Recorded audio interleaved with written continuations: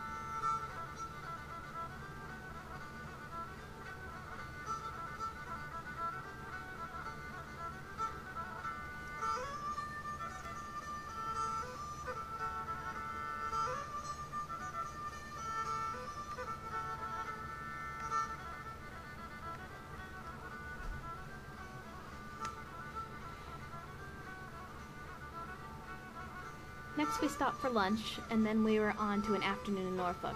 Some of us visited the cathedral, and we all went shopping. I found the cutest little teddy bear shop on Elm Hill, and I couldn't resist buying bears for Sage and Sam. Later that night, we all gathered in the common room for a little farewell party, as tonight was to be our last night with Paul.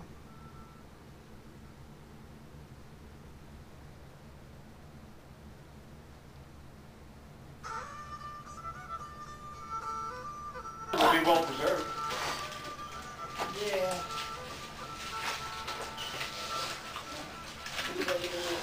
No. It really is a problem with things.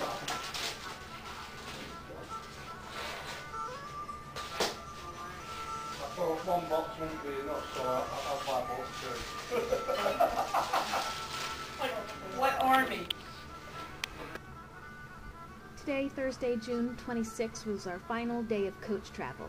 First on the agenda was Wingfield Church. Here we saw the monuments to Richard's sister Anne and her husband John de la Pole. The place felt ancient, very quiet, and it was in the middle of nowhere, so it seemed strange to see these monuments to mighty people in this unassuming place.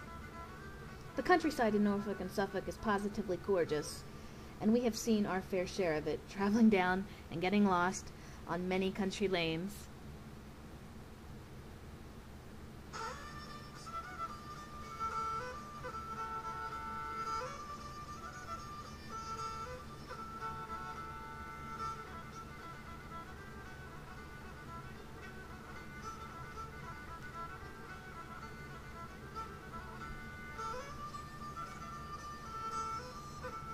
After a quaint and winding journey, we took our lunch, our last one, on the tour, at the Queen's Head. Then we were on to our last destination, Framlingham Castle. What an odd place it was, a castle with no keep. But the walk around the curtain walls, with our audio guides, was informative and entertaining, and the views were just wonderful.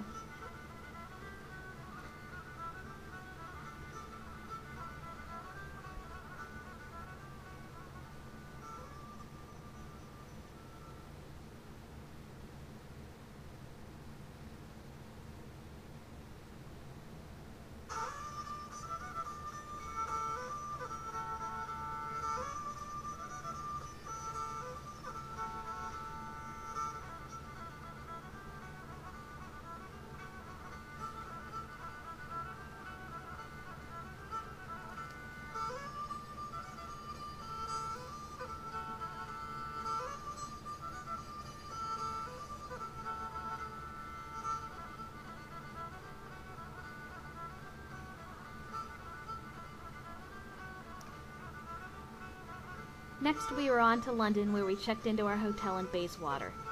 The next morning, we were off to the Society of Antiquaries, which is located right beside the Royal Academy.